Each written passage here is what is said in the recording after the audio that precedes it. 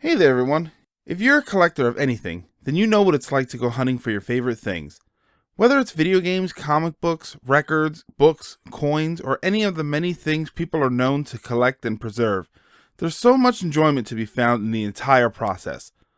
We walk, drive, and in some cases even fly to places and events where we can shop for the stuff we love. We'll dig through boxes for hours at a time, haggle for the best prices possible, even trade things we like for things we love, all for that treasure we've been looking for.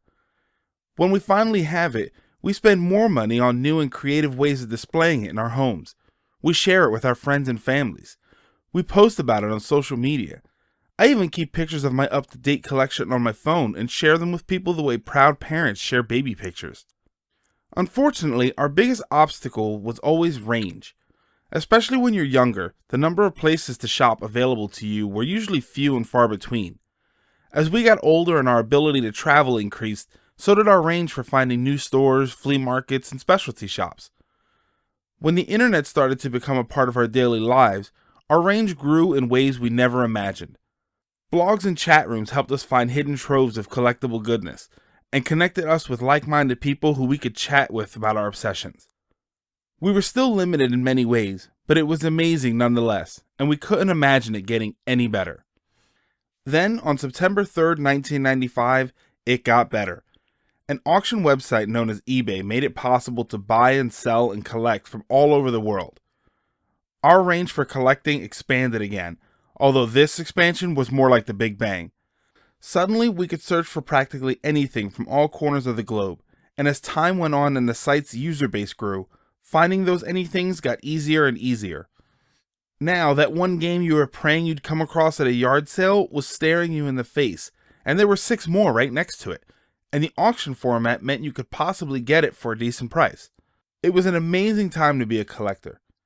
However, it started a trend that worsened with the advent of cell phone internet access. More and more people began using eBay as a means of pricing their items, and flea markets full of hidden treasures became eBay stores in disguise. Nintendo games weren't $5 anymore.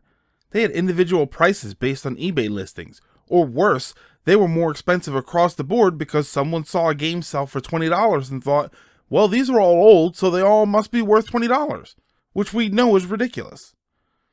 Finding great deals got harder and harder, but luckily we still had stores. Sure, it was tougher finding hidden treasures in stores and specialty shops, but they were using pricing based on local buying patterns, so if you were willing and able to travel, you could find a great score here and there. Eventually, though, many of them followed suit. Their low-end stuff had prices that were comparable to eBay, but could easily be a deal. Their mid and high-end stuff, however, had no prices on them, and when you asked for prices, they went right to eBay to check the listings. If they were smart, they went to the sold listings. Again, these shopping locations, for all intents and purposes, became eBay stores. And that's where we are right now. eBay is practically the king of price guides when it comes to collecting. It's a dominating influence in every aspect of the hobby, from what we search for based on availability, to how much we're willing to buy and sell things for, and in extreme cases, whether we wish to even continue collecting based on how difficult and costly going forward may seem to be. Thanks to its far reach, there's a lot more competition for the rarest of items, which means prices are higher than we've probably ever seen. The idea of hunting for bargains has almost totally vanished, since the guy at the yard sale, the guy at the flea market, and the guy at the store are all quoting the same auctions and making the same arguments. And what are those arguments? You've got the item in hand, so you can see it's legit and not broken. You don't have to pay and wait for shipping. You're supporting a business and not some a-hole reseller.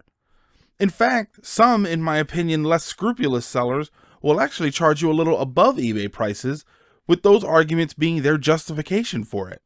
Often, we may not even see those rare and amazing items, since they might easily go put those up on eBay without even bringing them along. When items don't sell well in specific areas, they used to get marked down.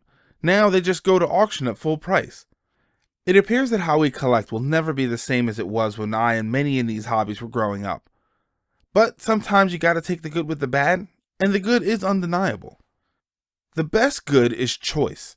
Since the price differences between shopping offline and shopping online are getting smaller and smaller, buying online is becoming more inviting, more approachable, and more viable, so your options are more plentiful than ever.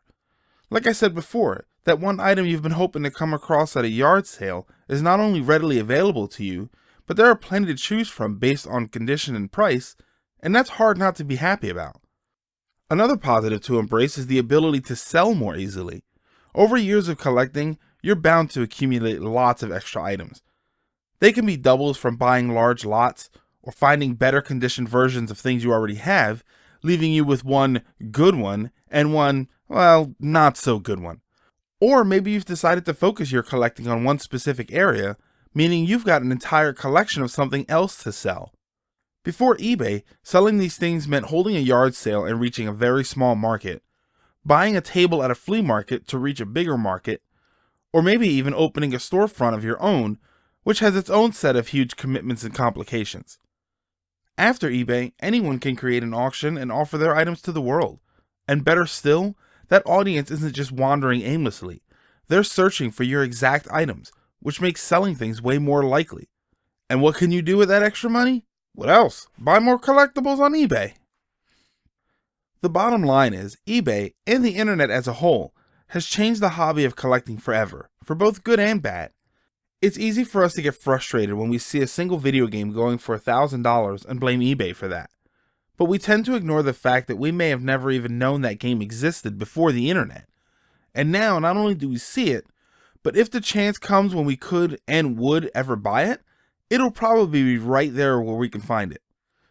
I love collecting, and while I still actively hunt down my collectibles of choice on foot or behind the wheel, I'm glad to have eBay as a resource for buying, collecting, and selling all the things my geeky heart desires. I'd like to thank you all for listening to my thoughts on this subject. Let me know in the comments what you think about the influence eBay and the internet have had on the collecting hobby. I'd also like to know what exactly you collect, and how eBay has affected you when it comes to collecting. Has it given you the drive to collect more, or does seeing the high prices of certain items discourage you from even trying? Again, thank you guys for listening, have a great day, and happy collecting!